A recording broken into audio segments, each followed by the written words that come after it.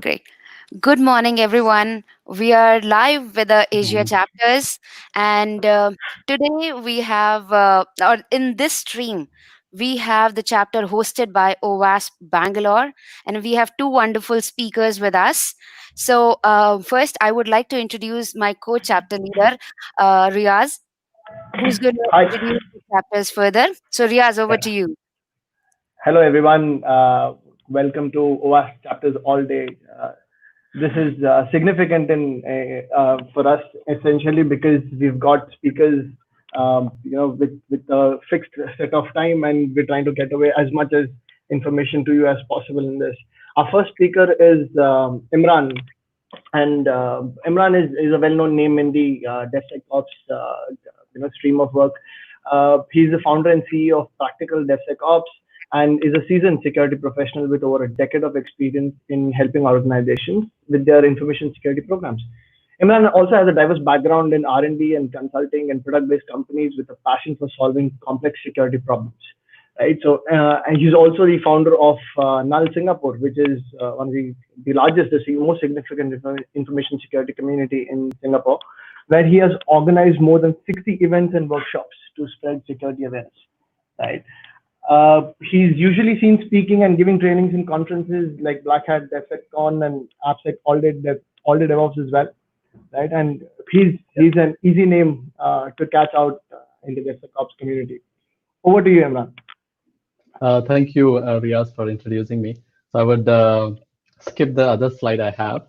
But today, I'm pretty excited to talk about what is continuous auditing with the help of compliance as code. Right. So this is already done by Riaz. So thank you, Riaz, once again. So today, what we will be doing is we will first learn what is continuous auditing, why we need it in this current scenario, and then we'll go over what is compliance as code and how it's different than other aspects of DevOps or DevSecOps. And then we'll look into what are the different tools we have. And then finally, we'll see how you can go home or go into your organizations and start implementing compliance right away as code. Okay, don't let that as code word scare you, because it's not as scary as you might think. Right. So let's first understand what is compliance. Right. It's a very well-known term in the industry, which is used a lot by a lot of people in different contexts. So in order to understand what we are speaking or to be on the same page, let's look at what compliance, the word compliance means from Cambridge, Oxford universities. Right. So compliance, as it says here, is a noun, and it says that the compliance is the fact of obeying a particular law or a rule, right? And are of acting according to that rules. Now, the keyword here is obeying, and when we see that, it's a continuous tense, which means that you have to be compliant from now or into the future, meaning that it's a continuous process. It's not like, okay, you have to be compliant now and then you don't have to be compliant tomorrow or day after tomorrow, right? Let's keep that thing in back of your mind. We'll come back to that fact again. And then you have a bunch of compliances which industries have to adhere to. For example, we have PCI DSS, HIPAA, SOX, Oxley, and a bunch of other ones. Right? If you look into Singapore, you have MAS, TRM, a bunch of other ones. Like you have GDPR as well, which is a privacy as code. You can do it privacy as code as well. But now, since we know the definition of what is compliance, let's look into what are the current problems which compliance as code solves. Right? So the first problem we have, just like security is outnumbered when compared to the entire organization. We typically see that for every 100 developer, there would be one security engineer. Similarly, for every 100 developers or every 10 operations, we have one security engineer. And that's a similar kind of ratio when it comes to compliance people as well. So they are outnumbered as well. They have less number of people to do a lot of work. So we have to find out novel ways of solving this problem of how we can keep organizations very secure and still compliant, right? And the first problem we face when we try to implement compliance is that the security or compliance teams have a love and hate relationship with the entire organization. Some people think as like, oh, these guys are very difficult to work with. And we are also known as a department of no, if some people remember that word, because we always say no, no, no, no for everything. And that's the typical assumption for DevOps teams or any other organization apart from security organization. But some people, if we do security or compliance in a right way, they would love us. They will look at us like this guy on the screen, which you are seeing at the moment. Right? They would love to come to us if they have any problem. They would be our ears and eyes and ears in the organization, right? And that's the second problem we have. And the third problem we have with the traditional compliance as such is that the DevOps teams are saying that these guys don't know what they're doing in a compliance setting. What do I mean by that? A typical life cycle of a container in DevOps world is 12 hours. Now you have to do compliance of it, you have to do hardening of it, and any security of it. Now, do you think it's possible for a one person to take care of the work of 100 or 500 developers or operations people? I don't think so. It's humanly not possible unless you have some superpower or something of the sort. So they have a typical problem. The DevOps as a organization has a typical problem with compliance and security, that we don't know what DevOps is, we don't know how to automate it, and the typical tools we are using are pretty slow. And almost like 60 to 70% of the tooling which we see in the world for DevOps or sorry, for the security is not fit for DevOps. Right? That's also pretty true for compliance as well. Now, a typical way compliance is done usually these days is that you will ask them to fill a bunch of forms, typically in an Excel sheet, and that Excel sheet is thrown around across the organization, and people will forget to update it and all of that. Your typical problems which you see. Now, if you are doing DevOps, as your stack is changing every second, it's not possible that it is up to date, which means the compliance data you have is stale data, meaning it's a pretty old data. So you cannot rely on it to say, hey, at least to the auditors saying that, hey, we are compliant, which is not true in the moment unless you are doing compliance as code. Right? And then we typically also see these things. The organizations which are compliant to a bunch of compliances like PCI, HIPAA, whatnot, they can still get hacked. And a typical belief in a myth in the organizations across the world is that if we are compliant, that's more than enough. But then the GDPR came in, right? If you get hacked, right, you have like a serious monetary complications or problems if you end up getting hacked. So now, remember the definition, right? We said it's a fact, and as you can see, that could not be true in this scenario, because if you're not doing compliance as code, if you're not continuously auditing on a very regular basis, this does not hold true, which is that we are calling it as a fact, right? So in fact, when you do compliance, regular compliance, it's a snapshot of the organization, meaning when an auditor comes in, then that's the state of compliance for your organization. Imagine that your auditor went off and then you just say, okay, we are going to make this change. We are going to make this change. And typically when the auditors come in, we have like organization-wide freeze that, hey, we are not going to do or make any change to the infrastructure. Stop doing whatever you are. Keep the systems or infrastructure as it is, so that we can pass our audits, right? And if you try doing this in our current model, which is a DevOps or CI/CD or agile model, this does not work. And if we say that, hey, we are compliant, but we are not doing our due diligence, trying to keep us compliant, then it would be like lying, right? We are calling it as fact, but maybe that's not a fact in this scenario, right? As you can see, in traditional SDLC, there was a start and a beginning and an end, but in DevOps, there is no beginning and end. It's a continuous iterative process. And because of that, we have to put compliance as code or continuously audit our systems against these compliances, right? And people call it in different ways. People call it, call it like DevOps, DevSecOps, SecDevOps, and whatnot. Whatever you like to call it, it's just the fact that you have to continuously test your environments to ensure that we are following all regulations, laws, and standards to ensure that we are compliant to those compliances, right? Now, one of the ways of doing this is to automate it, right? We are not saying automate 100% of it. It's not possible to automate anything 100% of it, right? Otherwise, we will not have jobs, to be very honest. But what we can do is aim to automate about 60 to 70% of the work so that the compliance teams and security teams can do the thing which they are hired for, rather than filling Excel sheets. They are hired to reduce the risk to the organization. So that's what we are here to implement today, right? So again, if you look at what is why we need to automate it, these are some of the reasons why we would want to automate it. One is it would give you a lot of benefits, including the speed, reliability. And then when an auditor comes in, you don't have to search your Google Drive or a box and, hey, where is my sheet? Where is this data? Where is that data? You can click a button and then have an entire dashboard visible to you. And you can give them the up-to-date information, not a stale information. If we can do compliance as code, we can achieve all of these benefits. And then since we are short-handed, more so in this COVID situation, automating it really, really helps you reduce the burden, the stress on your mind. And if you look at it like a biggest gain from a on a personal basis, you will be able to sleep peacefully when auditor comes in, because you know that all you have to do is click a button and your compliance sheet is in, right? At least 60 to 70% of it, as I mentioned before. Right? And you can scale to 100 to 1,000 machines because it's automated.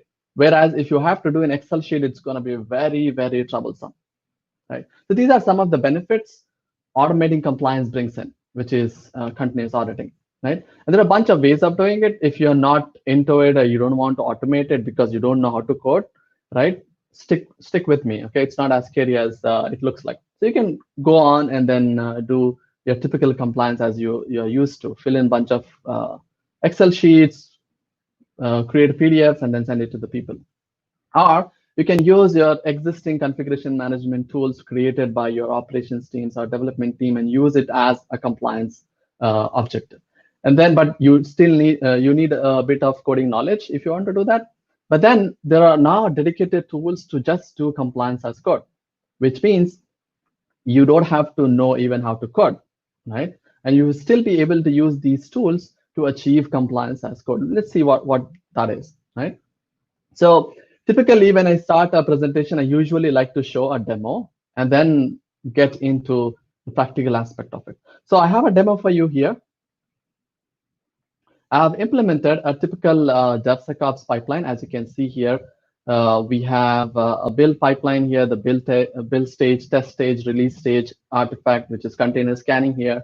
And then you have integration, and then finally the production. As you can see, someone hardened the production environment according to some compliances or some initiatives. As you can see, it ran for 1 minute and 23 seconds. But before that, let me look at here. So I'm running a bunch of tests here: static analysis, dynamic analysis, secret scanning, hardening, compliance. And all it took me to embed this or do all of these stages is 10 minutes, 42 seconds. That's it. It doesn't have to be like running forever. It's pretty easy to do if you know what you have to do. And then I'm running here a bunch of tests, like if you see here, SSL scans, ZAP baseline scans, NICTO, and whatnot, right? And then eventually I have a hardening script and then a compliance script. Now, if I look at the compliance script, it ran a bunch of tests, which are basically controls against some compliance, like PCI 3.2, 3.1, something like that, 6.1. And then you see, it says, well, I tested for about 100 controls on this system, and then 21 among them are, passed. They're passed, and then I have about 30 failures. So it's your job. It's now a job of DevOps to fix it. Now, before we're doing that, we also harden this infrastructure like this, right? And to kickstart this pipeline, all I have to do is change a single bit, anything. If you make any change, let's say I'm going to add one line to this. I'm not going to add any extra code to this. It's just going to add one line to it, right? And then I'm just going to say commit changes, right?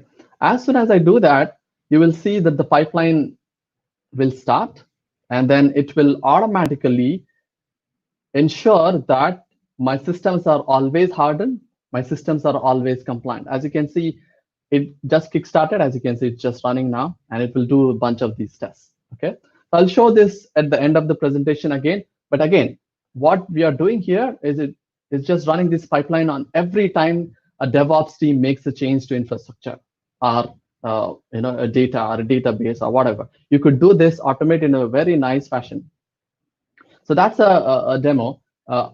If you're confused, feel free to reach out to me on Twitter or LinkedIn. We can definitely talk about this, right?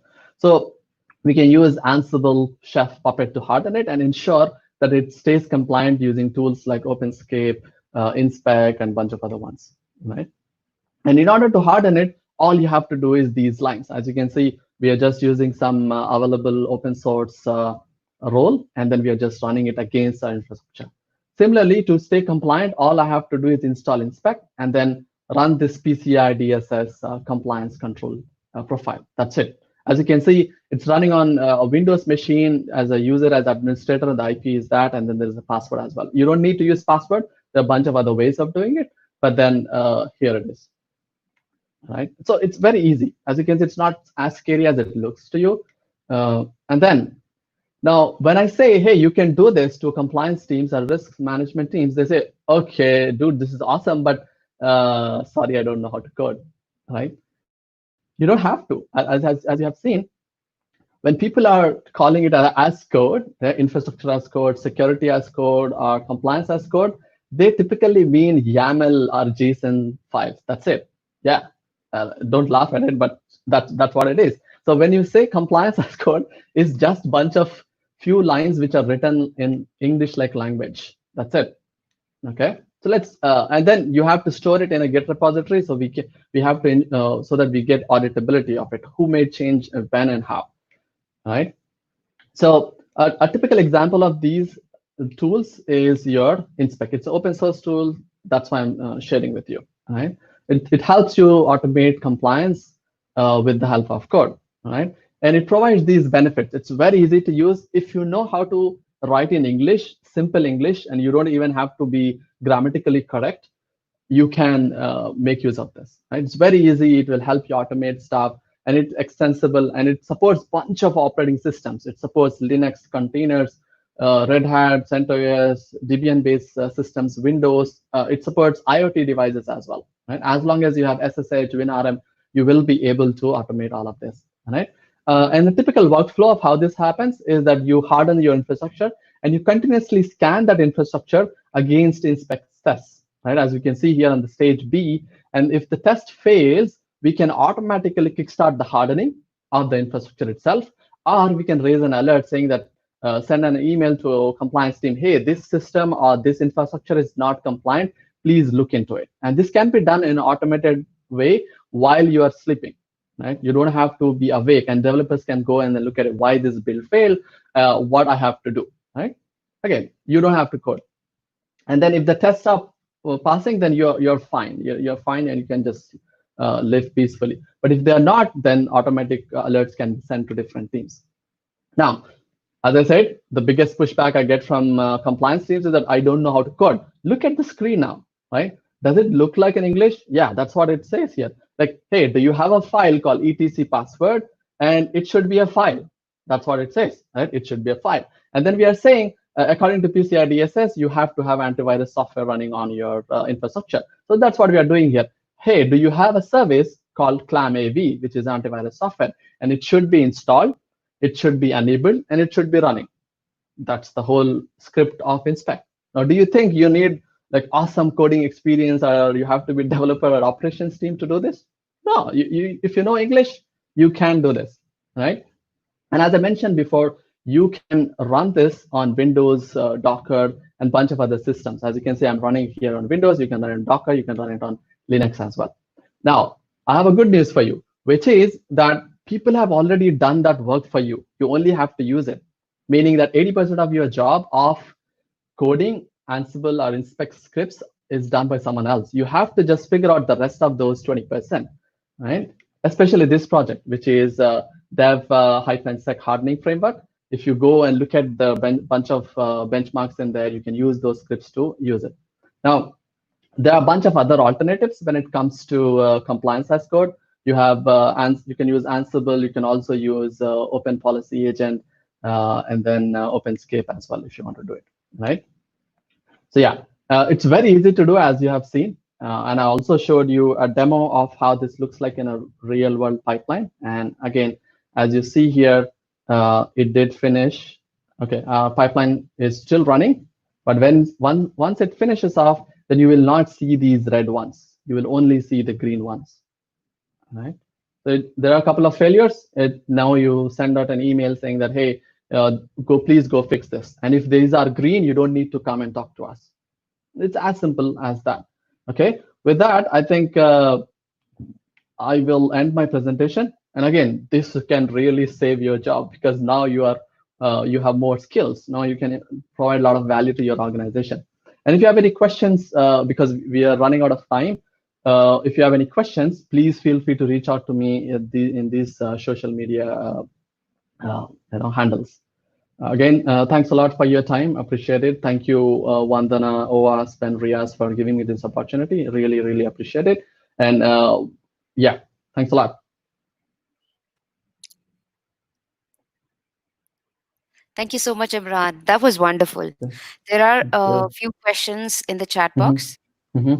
Sure. Wherein after all the tests in parallel, such as uh, Nmap, SSL scan, and etc., are completed, is it okay to move to the next step? Yeah, so we can define when and how we are moving. So it's completely manageable and customizable. Yeah. So as you can see here in the pipeline, I'm running it under the integration or staging environment. Once I'm happy with it, then I'm moving here. I can stop them here as well, or I can stop them in the production itself. So yeah, it's pretty flexible on how you do it. You doesn't have to be rigid. But for the love of God, don't break your builds because our security tools are not perfect. They give a lot of false positives. So fix the false positives first, and then you can go into failing the builds, right? In the first steps, again, you have to first learn how to crawl, walk, sprint, and then maybe win Olympic games, right? But please don't try to fail builds right away. Okay, so as you can see, I did not fail this build as well. I let it continue even though the build failed because I know Zap is going to give me some false positives. Yeah, I hope that answers your question. Yeah. Yeah. So the next question is: all the tests are done on-premise servers or public cloud, AWS or Azure? Doesn't matter actually, as long as you can talk to an API SSH server, you can run it. And to be honest, you're seeing at GitLab, right?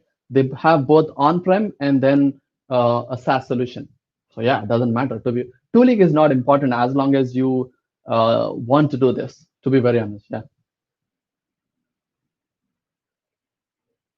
I think yeah. Perfect. Yeah, Any I question? think we have got most of the questions answered, but I'm sure people will come back to you. So I think you can share your detailed slide once again, and then we can close the presentation. Sure. Thank you so much. Yeah. Again, to conclude, as I mentioned, it's very easy to do if you want to spend some time trying to learn it. And even if you don't know how to code, you can still automate it very nicely. And again, if you don't know how to do it, ask your friend. If you can't, then hire someone. If you can't, there's something you can learn. It's not very hard these days. Pick up Python or Ruby or whatever. Yeah, thanks a lot. I think that's it from my head today. Thank you, Vandana. Thank you, OWASP. Thank you so much. It was a great presentation. Thank you. So now we're going ahead with our next speaker. And before that, I will let Riaz introduce our next speaker, who's Runsi. Hi, Runsi.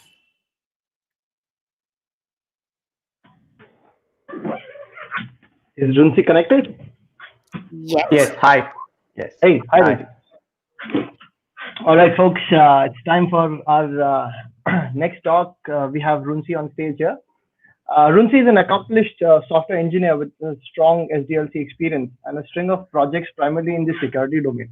Right, so Runsi does a lot of cloud-related stuff, and he strives constantly to build better software with extra focus on data security that would be kept throughout its life cycle, and as not just as an afterthought. He considers himself to be a perfectionist, yet remains practical, knowing where to draw the line and stop. Right, over to you, Runsi. You can get started with your talk. Thank you so much, Riaz and Vandana, and thank you, OWASP, for having me. So let's get started. Good morning, good afternoon, good evening, wherever you are. So my name is Ransi, and super excited to be presenting about some of the security hardening of the popular public cloud services over here, right?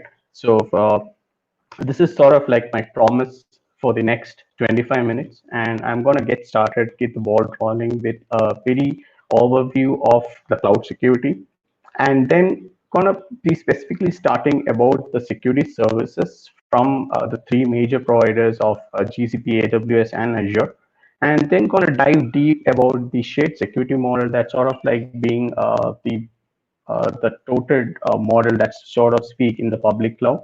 And then comes the meat of the presentation, that is the specific hardening steps that you can actually use in hardening of the various operating systems that are there in the cloud, and then the load balancer, and then the DNS security, and then going to be looking at the Paas or the platform as a service, and then the API gateway, which is definitely there. So this is sort of like a brief overview. I've been in the industry for quite some time, primarily in the security systems and networking domain. I've got a bunch of certifications in the cloud and in multi-hybrid cloud sort of suite, and particularly interested in the multi-hybrid cloud vision. That is what I certainly believe, and particular interest for serverless and cloud native. So other than my work, I am the organizer for the GDG Cloud, the AWS user group, and the Cloud Native, and speak at regular conferences and won a bunch of hackathons in the cloud security topics, and also been recognized by Google as a community influencer. All right, so enough bragging, and let's just get started. This is sort of like the definition of the cloud security that I've picked up from the Wikipedia, and all of you can read, and I'm not going to repeat this. This is sort of like the look at the underlying things, and that is the set of policies, that is the set of checks and balances that you actually need, the technologies that is underneath is used, right? And the applications and the controls that is essentially all coming together to make sure that you are protecting your the IP, the data, and the applications. And all of them have to work in tandem to create this cloud security, so to speak, right? And all of them cannot be in silos. And this is the task that is actually speaking place. And why is this important? Because the IT infrastructure has gone an under paradigm shift, so to speak, over the last decade, so to speak, right? And why is this? Because when I joined the industry, this is the diagram that the IT person at the company gave to me, right?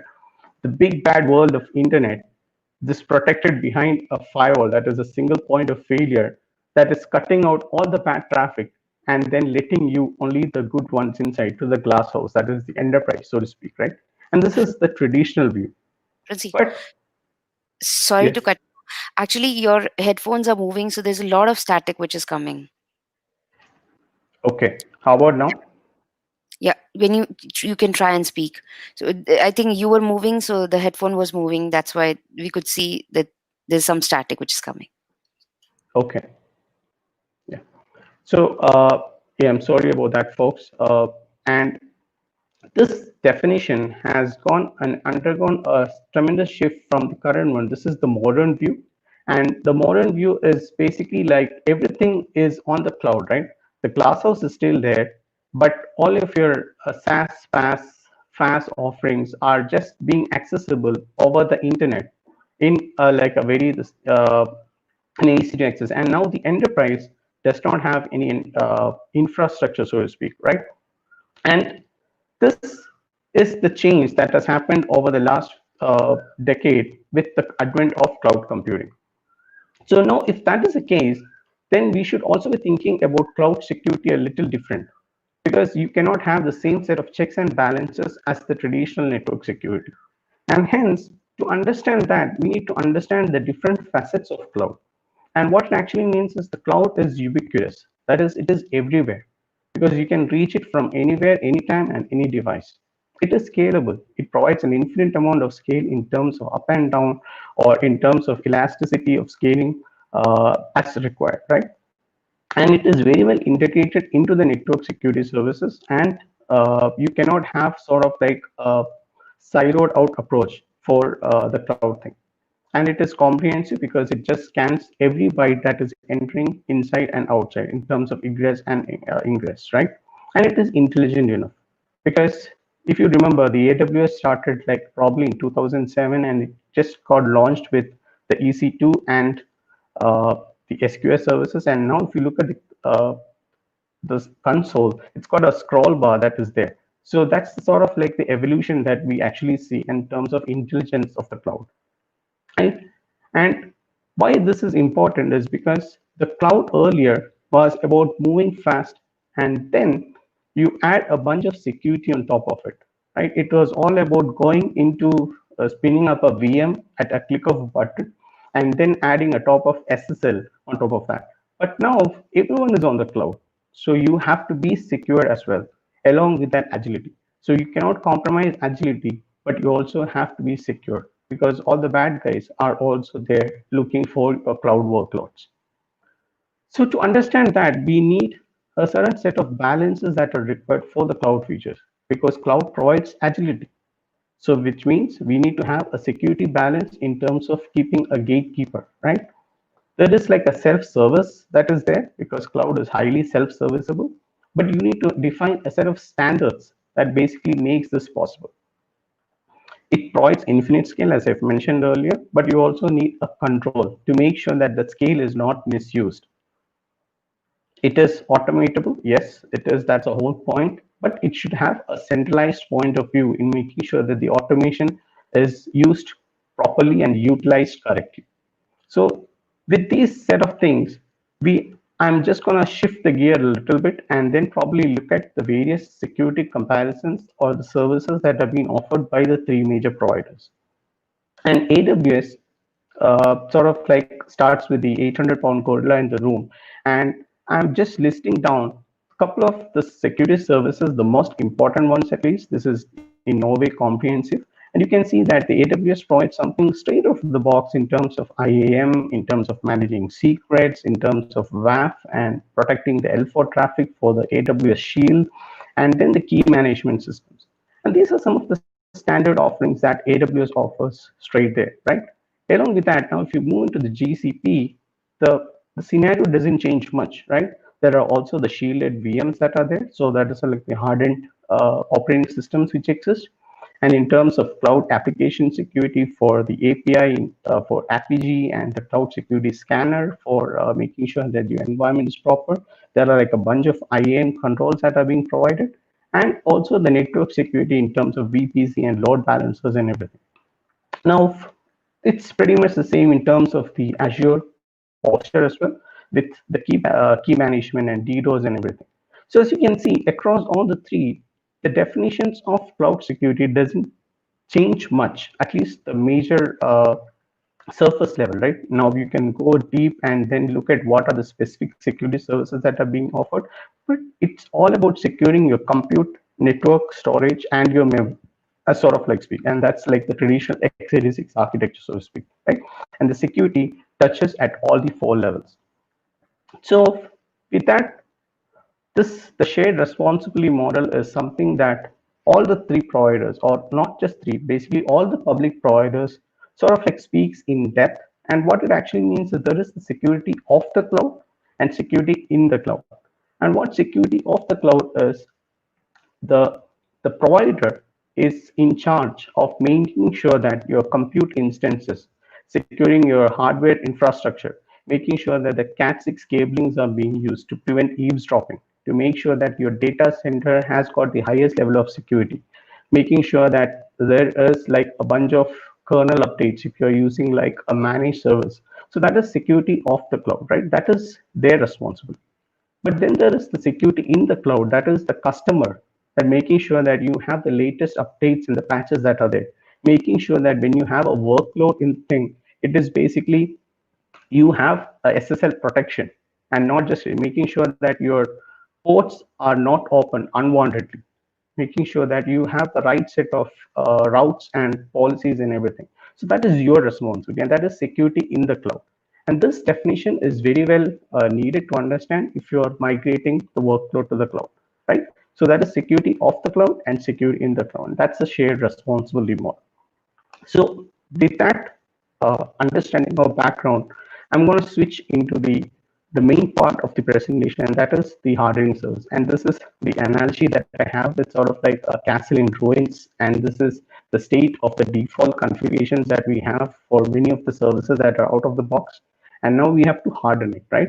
So let's get down to it. And the first hardening that we have is the operating systems or the cloud, which are being offered. And what it actually says is Amazon Linux 2 and the Google Container Optimized Operating System and the Cloud Shell is shipped with OpenSSH 7.4 and 7.5 that is outdated and vulnerable to multiple attacks. Okay, so what does it actually mean?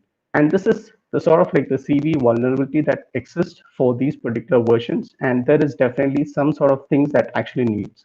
And if you bring up this is the version that you actually get. So we need to update it, right? And you can see that the SSH version for the EC2 and also for the GCP versions for 7.4 and 7.5, which is sort of like 3.5 years old, and this is like very outdated. So we need to upgrade it. So what is the solution? So solution is to upgrade for 7.8 or later. The latest version is 8.0. So let's try to upgrade it, right? And you must be thinking, hey, this is like child's play, right? I've done multiple software upgrades all my life, and this is just an upgrade for 7.8, right? So let's see how that turns out. And what you do is for the Amazon Linux, since it's like a Red Hat distribution, you do a yum update, and then you see that there are no packages marked for update. That is strange. So you do a apt-get update because it's a Debian for Google Cloud Shell, and you see that there is similarly no update that is happening. Because if you look at the version, it's still the 7.4 version. And you do a yum list, and then your ls-l for the sources list for inetc app, and you see that there are no repositories or packages that are actually present for SSH. And now you can get all grumpy as you like, but this is will be your current situation because there is no way that you can upgrade your SSH version to the most secure version right out of the box with the standard yum and apt-get commands, right? So this is the problem. It doesn't have like even a higher version of SSH. So now we have to do the more elaborate manner. And that is you have to install all the relevant dependencies, download the latest packages from OpenBSD, which is sort of like the maintainer, extract the contents, compile the package from source, and install the compiled package upgrade. Whew, that's like a lot of work, right? And we have to get that wrong. So now this is sort of like the handy script. So worry not. I've created a handy script that actually does this hard work for you, and it is available on this particular URL that I've shared. And just before the starting this presentation, I've actually shared my slides and the script that is there. So feel free to check it out over there. And I've done this grunt work of actually upgrading it. So if you do this shell script on Amazon Linux or the Google Cloud Shell, you will make sure that once it is done, you have a secure SSH version. So now your SSH version is 8.0. So yeah, it's time to celebrate because we have now successfully done with the first hardware, hardening of the service, right? So now let's go for the second one, and that is with respect to the SSH settings. And what it actually says is the default SSH settings, that is in terms of the ciphers and the key exchange algorithms for again the same set of services are deprecated and weak. So what does it actually mean? So it means that we have a certain set of outdated kexts and ciphers which needs to be updated, and they are vulnerable to these particular attacks. So they are vulnerable to Sweet 32, the Blobfish attack, all the others, because the block sizes are pretty weak, and we need to increase that. So how do we do that? You can first query for the ciphers and the Kex algorithms for Amazon Linux and Google Cloud Shell, and you can see that these ones which I have highlighted in red are all the weak and deprecated ciphers. Now they have to be completely removed, right? Because they are vulnerable. So how do we do that? First, you have to check for the new ciphers and the kex. So we did the OpenSSH update earlier. You do a man file for SSH config, and then you search for the ciphers and the kex in the man algorithms, and you get this default thing which already exists. So copy that thing, which is the secure ones for that particular SSH version once you've done the 8.0, and then you edit the etc SSH config file, and you add the default ciphers and the KEX algorithms in the preferred order. So you just copy paste it from man and just paste it, and then making sure that the ciphers and KEX algorithms are actually, you restart the SSH, and then after that, if you again do a query, you will see that the outdated ones have been completely now removed. So now it's time to celebrate, because now the second vulnerability is also being slayed, right? So yeah, so now let's go to the third one, that is in terms of hardening the load balancer. And that is, it says is that TLS 1.0 and 1.1 that have weak cipher suits and very outdated are the default one when you provision a load balancer or an elastic load balancer. So this, as you see, is very specific to the AWS suite and not specific to AWS, not specific to GCP. And you have to remove that. And you have to make sure that only 1.2 is supported. So how do you actually confirm? Because 1.0 and 1.1 have these particular weak cipher suits, which are the preferred ones, and these needs to be completely removed. So this is the result that you actually get from a Qualys scan, and it's pretty free, and that's the reason why I'm mentioning it over here. All of these tests are completely used on or done by me on free software, nothing proprietary or nothing paid. And so this is the Qualys thing, and all of these have to be now removed, right? So how do you do that? You have to force the latest security policy on the elastic load balancer. So if you go to AWS, if you go to the elastic load balancer, you select the EC2 and then select the security policy. And now what you see is you have the 2016 August security policy, which is the default one. This now needs to be changed to the TLS 1.2, that is the 2017 one. And this will make sure that you will have the latest and the greatest set of policies that are making sure to be available while doing the negotiations. And here is a handy little chart that I've pulled out from the AWS documentation, which actually does this for you. Now, you might be asking, why isn't AWS or GCP or Azure, so to speak, not having these tightened security configurations? Well, from their perspective, it's more of the backward compatibility, right? They need to make sure that the clients, what the customers connect to, are making sure it is connected properly. Now it is up to you whether you want to decide that you still need a support for Windows XP or an outdated version of Ubuntu, right? If you don't want that, then make sure that you have the latest and the greatest support for the TLS versions. So that's from the cloud provider's perspective, and this is what I'm saying from the customer's perspective, or for you to make sure that it is hardened, right? So once you do a scan after making that selection, you can see that all of the other ones are now removed, and only the 1.2 is now available for the negotiations. So this is also now being done, and I hope this is interesting. And now we are done with the thing. So let's just go with the other ones, the hardening, and that is in terms of the DNS security. And what it actually means is the certificates that are generated by the Amazon Cloud Certificate Manager and the Google Trust Services, which are managed either by the Route 53, which is the DNS from AWS, and the Cloud DNS from GCP, which does not force create a CAA record, right? So CAA records are by default not created when you generate these certificates and if you have it managed. So what it actually means. So CAA is sort of like a security enhancement that has been proposed by IETF, or the Internet Engineering Task Force, which makes sure that the other people are not hijacking your domain or not able to issue certificates on your behalf. Because like services like Let's Encrypt, it is possible to have certificates issued for any domain. But if you have this record that is inserted in your DNS, it is making sure that that is completely cut out. And this is sort of like an added security in terms of hardening it. So how do you do it? Because you have to create an entry in Route 53 when the certificates are issued by the ACM. So this is that particular entry. So you go to Route 53 and create a CA record with that particular entry.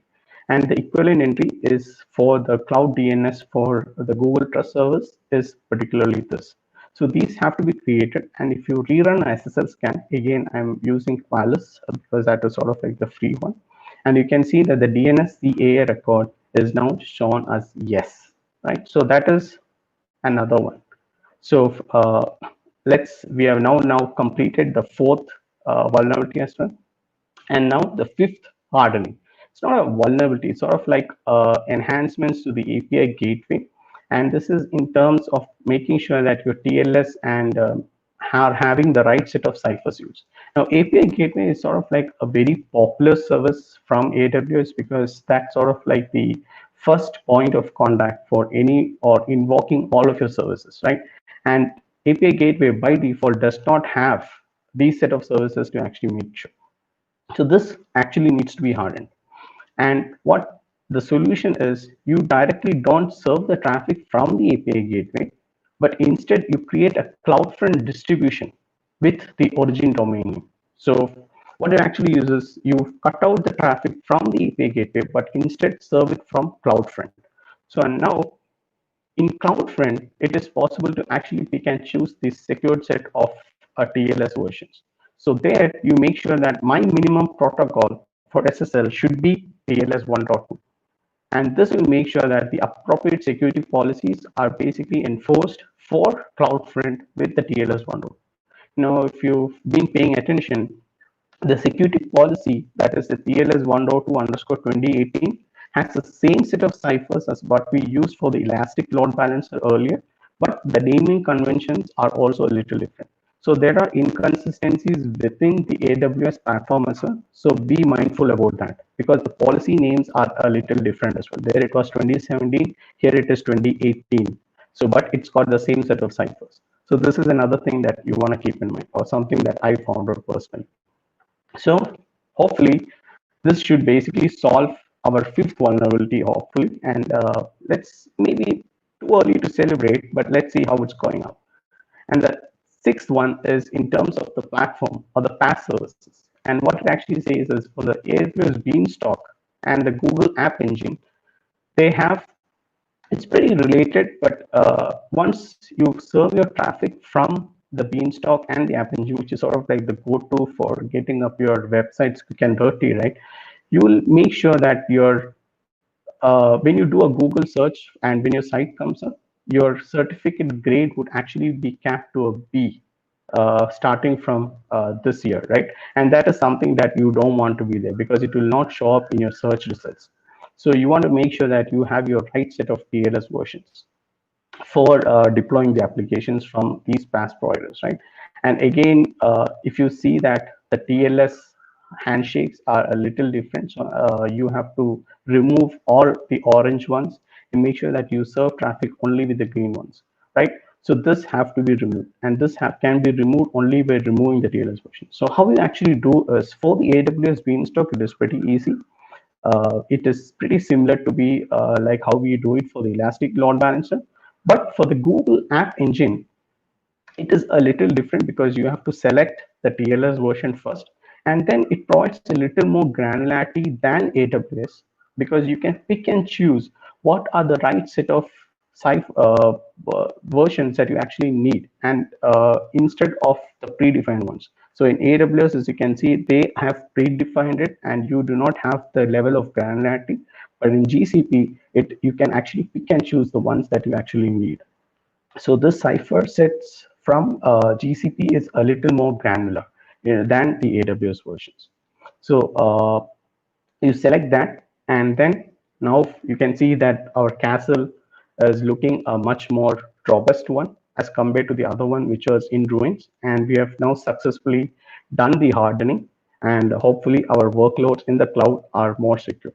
So with that, I'm gonna call it as a wrap, and thank you all for having me, and I'm happy to take any questions if we have. I'm sorry for that glitch again in the middle.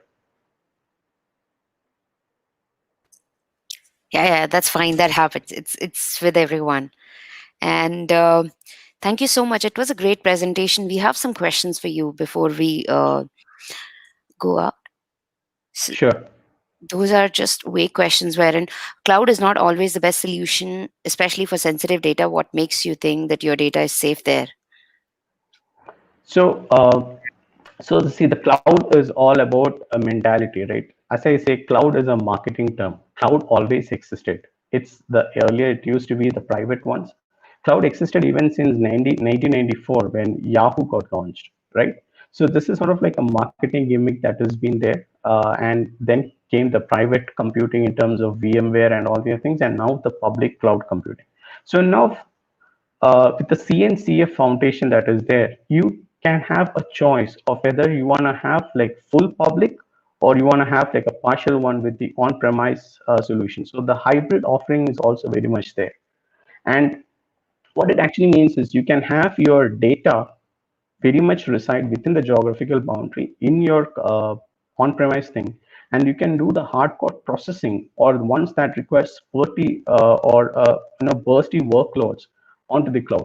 So that is sort of like a distinction that you can actually use, because these providers like AWS, GCP have done the heavy lifting for you. So you should be building on top of them, stand on the shoulders of the giants, rather than doing all the grunt work from again for something which has been already solved. So you have your data over there and then do the processing on the cloud. And that is sort of like a distinction that I also personally prefer as someone who is passionate about data privacy and making sure that the data transfer is there. So the data transfer will definitely be there, but you get to have the ownership of the data. Perfect. Thank you so much, Ransi. So up next we have the Jakarta chapter. So we're gonna see you on the next stream. Stay tuned to the channel. Thank you so much.